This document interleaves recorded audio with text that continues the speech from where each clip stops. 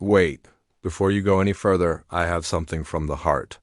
One click from you, just one subscribe, costs you nothing, but for us, it could change everything. These stories we share are made with love, with hope, with dreams, and your support keeps them alive. So please hit that subscribe button now, and let's create something unforgettable together. The wind howled like a living thing, rattling the glass and slamming rain against the small, two-story house on the edge of town. Ethan Carter stood by the window, mug of coffee warming his hands, watching the storm tear through the streets. Power flickered, then steadied. His 8-year-old daughter, Lily, sat cross-legged on the couch with a blanket over her shoulders, eyes glued to a book. That's when he saw it, a black SUV stranded halfway down the road, hazard lights blinking in the downpour. A figure emerged, hunched against the wind, clutching a small boy to her chest. Without thinking, Ethan grabbed his coat and rushed out. "Hey! Over here!" he shouted through the rain. The woman's face turned toward him, pale and drenched. His heart almost stopped. It was Victoria Hell, the CEO of the very company where he worked as a junior analyst. She was his boss. His intimidating, impeccably dressed, never a hair of place boss, who now looked utterly human and terrified.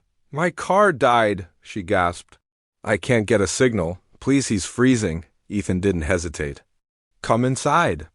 Minutes later, they were in his modest living room, soaked coats hanging over chairs, the storm pounding the roof like a drum. Lily fetched towels while Ethan stoked the fireplace.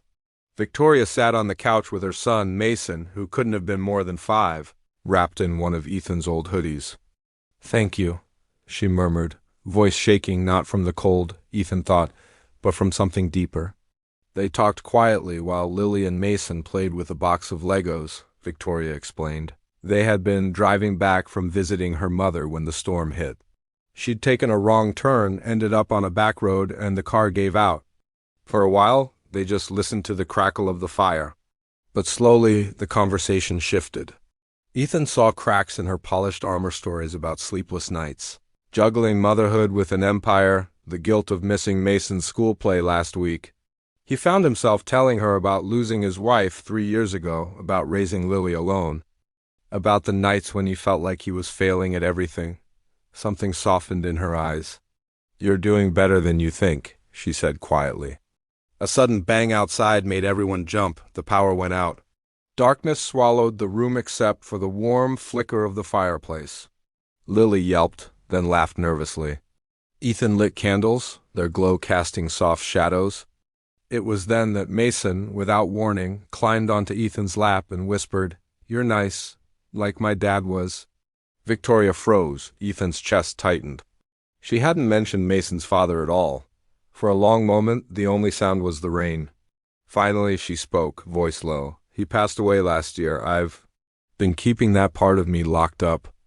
In that small, dimly lit room, the walls between CEO and employee dissolved.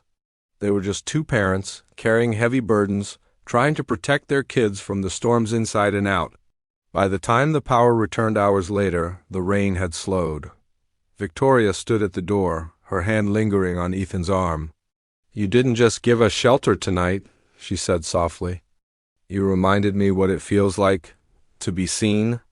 A week later, Ethan walked into work expecting life to return to normal. But it didn't. Victoria stopped him in the lobby wearing her usual heels and confidence, but with that same softness in her eyes. "I wanted to thank you properly," she said. "There's a new position opening in strategic planning. I think you'd be perfect for it."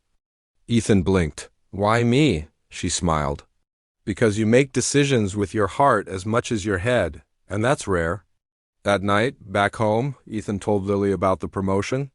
She grinned and said, "See, Dad, kindness always comes back." "And maybe it does?" "Because sometimes the storm doesn't just knock on your door, it blows in someone who changes your life forever."